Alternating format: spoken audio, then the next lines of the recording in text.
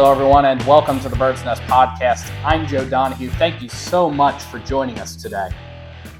Well, the countdown clocks are almost at zero. The moment that Eagles fans have been waiting for is almost here. Regular season football is back, and for the Eagles, that means the regular season opener is almost here. The Eagles will be taking on the New England Patriots on Sunday at 4:25 Eastern, airing on CBS. The game will be played at Gillette Stadium in Foxborough, Massachusetts. So the Eagles begin the season on the road, and they begin their quest to defend the NFC title and hopefully get to and win Super Bowl 58. The Eagles are favored to win this game. The Eagles are 4-point favorites as of Thursday afternoon, but that doesn't mean that this game is anything to slouch at or sneeze at or just write off. And that's true for a variety of reasons. The Eagles only hold a 7-6 lifetime record over the New England Patriots, facing off against Bill Belichick over the course of these last several years. The Eagles have only won 2 games against Bill Belichick, one of those games being Super Bowl 52. The other was a regular season game that occurred during the Chip Kelly era. Now, this will be the first time that the Eagles face off against the New England Patriots without Tom Brady under center. The last time that the Eagles faced off against the Patriots was in 2019. It was the Super Bowl 52 grudge match. The Eagles lost that game. Tom Brady was under center. Shortly thereafter, Tom Brady moved on to Tampa Bay, and the Eagles simply haven't faced the Patriots since. So this will be an interesting time for Eagles fans, an interesting sight to see somebody who's not named Tom Brady under center in an Eagles-Patriots game. The Eagles haven't had that happen this millennium. And the Eagles haven't faced off against another coach of the New England Patriots this millennium either. Bill Belichick, who is the head coach of the New England Patriots, took over the reins of the New England Patriots way back in 2000. Bill Belichick is still widely regarded as one of the best head coaches in the NFL. So this game is not something to write off. On top of that, week 1 is always one of the craziest weeks of the NFL because nobody knows exactly what you have. During the preseason, we saw a lot of guys who were deep on the 90-man roster, who were trying to crack the 53-man roster bubble, hoping that they could land a spot on the team. Ultimately, what winds up happening is during week 1, nobody knows what each team is bringing forward. Certainly the individual teams know, but the individual teams don't know what their opponent is going to be bringing forward or what schemes might be planned or what players are going to be heavily relied on when you're actually facing off against the starters.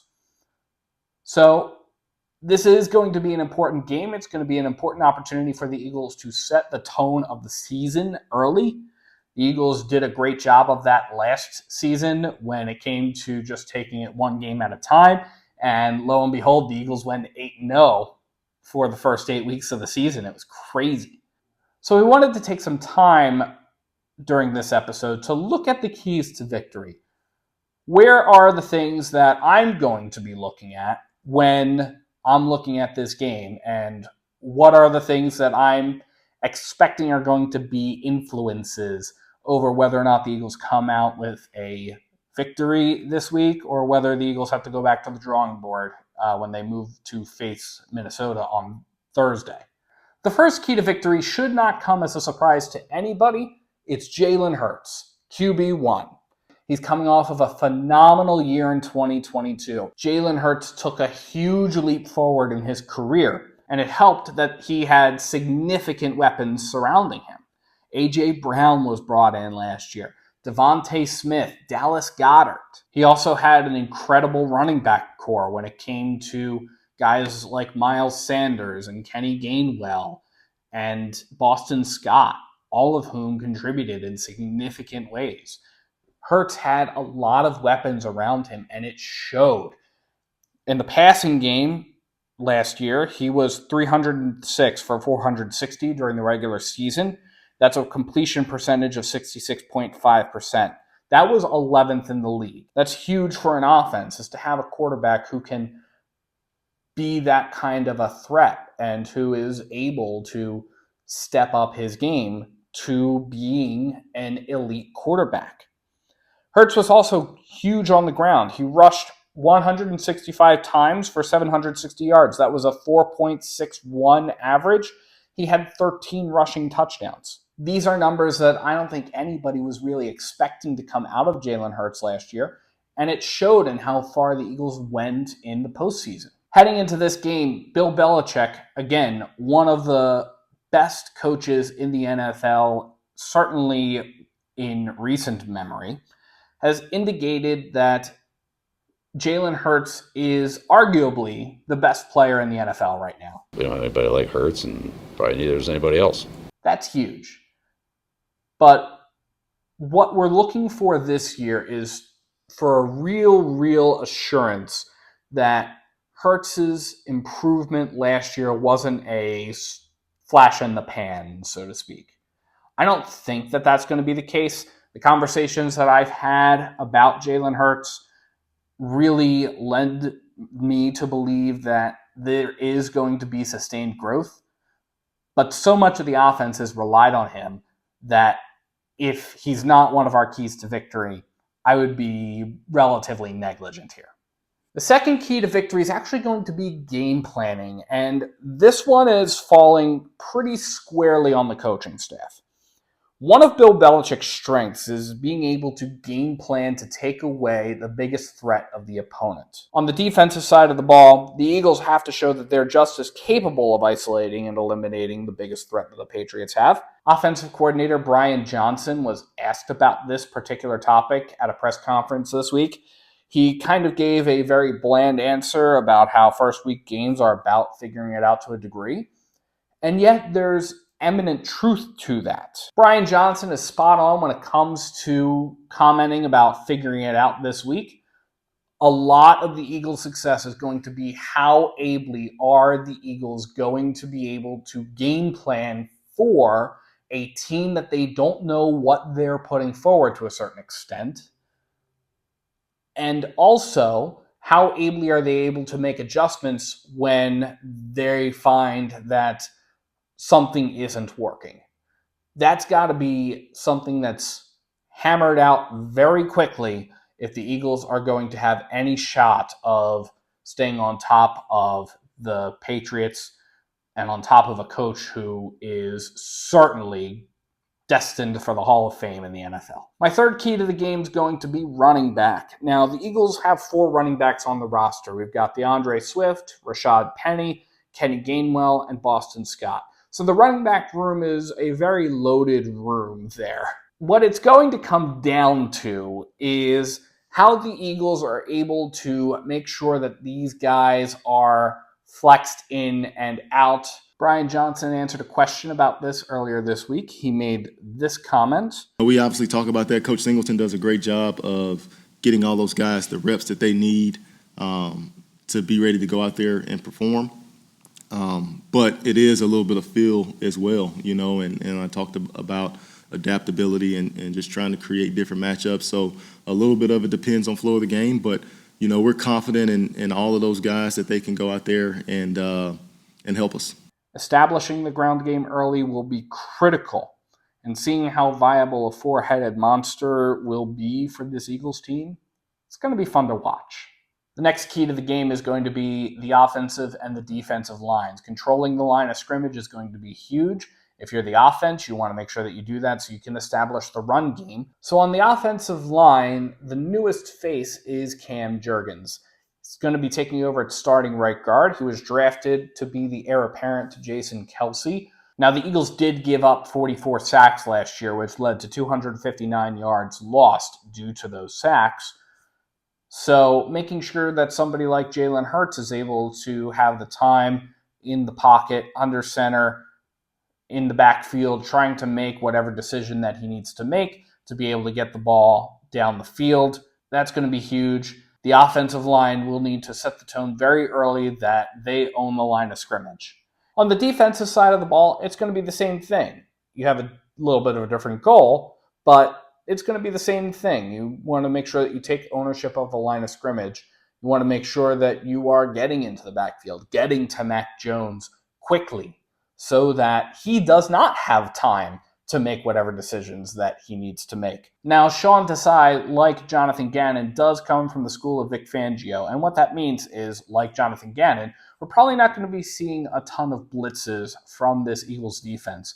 That remains to be seen on Sunday. Sean Desai did acknowledge that he had a lot of vanilla schemes during the course of the preseason. Yeah, I'm really proud of the way kind of we've gelled, and we've really connected really well and putting all those pieces together. Now, it's the exciting time where we start getting into our routine of game week and planning for the opponent and really digging deep into our routines and our plans. And so that's the exciting part as we start the season. But again, we're not anticipating too much different in terms of that kind of school of thought. And it was a successful school of thought. The Eagles had significant contributors last season. The Eagles sacked the quarterback 70 times over the course of the 2022-23 regular season. That was 491 yards that those offenses lost to those sacks. There are some more new faces on the defensive line than there are on the offensive line this year. With the departure of Javon Hargrave, that opened up some opportunities for guys like Jordan Davis, who was drafted last year, Jalen Carter, who was drafted this year at number 9 in the first round. Those guys are going to have an opportunity to make an impact this game. So it's important that the Eagles' defense continues to try to blow up that play and continues to try to focus on getting into that backfield and blowing up whatever Mac Jones and Bill Belichick have schemed up for the Patriots offense this game. The next key to the game that I have is special teams. The Eagles were ranked 31st out of 32 special teams units last season by longtime NFL sports writer Rick Gosline. The Eagles do not have a punter on the active roster. We are expecting that they will activate Aaron Sipas for the game from the practice squad. Additionally, they don't have a defined punt returner. They have a couple of guys listed, but Britton Covey finds himself on the practice squad this season as well. The Eagles have been working out punters since the 53-man roster cuts were due, but Michael Clay, special teams coordinator for the Eagles, pretty much confirmed earlier this week that, Aaron Sipas is going to be our punter on week 1. They're going to activate him from the practice squad. Punter and punt returner, I think we all kind of know who that is at this point. Only a few people on the roster that can punt and punt return, so we obviously know that's our situation. The special teams unit will benefit from, in particular, Nolan Smith. He has been contributing over the course of training camp and over the course of the preseason on the special teams unit. He seems to be, according to all reports, really eager to be contributing in that way.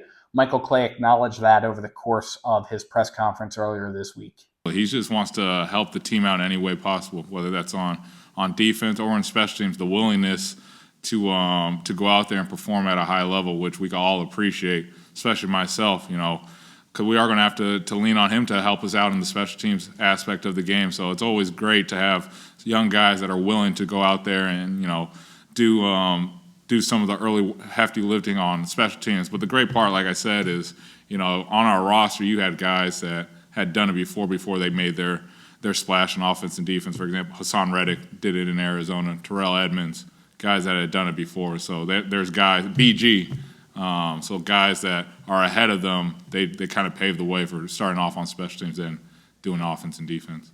The Eagles' special teams last year was known for particularly obvious mistakes, particularly obvious blown coverages. The Eagles were also not really known for some strong punting game just in general. The Eagles, on average, had a 43.7 yards per punt last season. They netted around 39 yards per punt after you considered all of the returns and what have you. Compare that to all the Eagles' opponents. The Eagles' opponents had 48.9 average yards per punt. They netted about 43.4. Now, there are some changes to the special teams rules, particularly surrounding kickoffs. In particular, you can fair catch the football behind the 25-yard line, and it will be considered effectively a touchback, and the ball will be placed at the 25-yard line. The Eagles are going to probably capitalize on that as much as humanly possible. But at the end of the day, special teams needs to take a huge step forward from where it was last year. I'm not seeing that right now. I'm hopeful that that is the case. That's something that Merrill Reese and I talked about earlier this week in our season preview episode. But I'm a little concerned about the special teams unit, probably the most of everything here. So we'll take a look, and we'll see what pans out on Sunday. Bill Belichick has always had a strong special teams unit, certainly surrounded by great players and great coaches. But again, we'll see what happens. And that brings me to my final key to the game, and that is going to be the fundamentals. Coach Sirianni has this as a core value for a reason. It's important. You can't get to 1-0, 2-0. You can't go and win each week if you can't capitalize on the fundamentals. The Eagles have a potential to have this sort of lingering Super Bowl hangover, this lingering desire to get back to that game, and that's all fine and good, and they can absolutely allow that to fuel them. And Nick Sirianni did actually allow for some of that conversation to occur during the offseason, but it has to be used in a particular way. We can't be utilizing this to skimp on basic blocking and tackling, basic fundamentals, making sure that there aren't costly, stupid mistakes like penalties. The Eagles were penalized over the course of the regular season 105 times last season. They totaled about 682 yards. But in particular, kickoff weekend was the second highest penalized game in the season for the Eagles. They were penalized 10 times for 61 yards, and 7 of those penalties were fundamental related penalties like false starts, offsides, and too many men on the field. A lot of very basic things like communication, a lot of very basic things like making sure that you're not super eager to jump on the football, things of that nature. The Eagles spent some time focusing on this in training camp. Coach Sirianni reportedly got very animated over some of the calls that were being made simply because the Eagles were making them and they shouldn't have been making them. Staying true to the fundamentals will help the Eagles avoid that dreaded Super Bowl hangover that can sometimes plague teams that have played in the Super Bowl last season. Hopefully, the Eagles have devoted enough time over the course of this offseason to not commit the costly, stupid early mistakes, the basic mistakes that are just going to create opportunities for the Patriots to capitalize on. So those are my keys to the game, but let me know what you think in the comments. What do you think the Eagles need to do to pull out the Week 1 victory and to get the season started on the right foot? Let me know. And thank you so much to everybody for tuning in to the Birds Nest Podcast. You can support the Birds Nest Podcast by liking and subscribing to Birds Nest Media on YouTube and by sharing to your social media pages. You can also listen on SoundCloud, iTunes, Google Play Music, Amazon Podcasts, and Spotify. And you can also visit birdsnestmedia.com for some written content. If you feel so inclined to support Birds Nest Media, you can find the link to our Patreon in the description below or at birdsnestmedia.com. Thank you so much for tuning in, and let's go Eagles!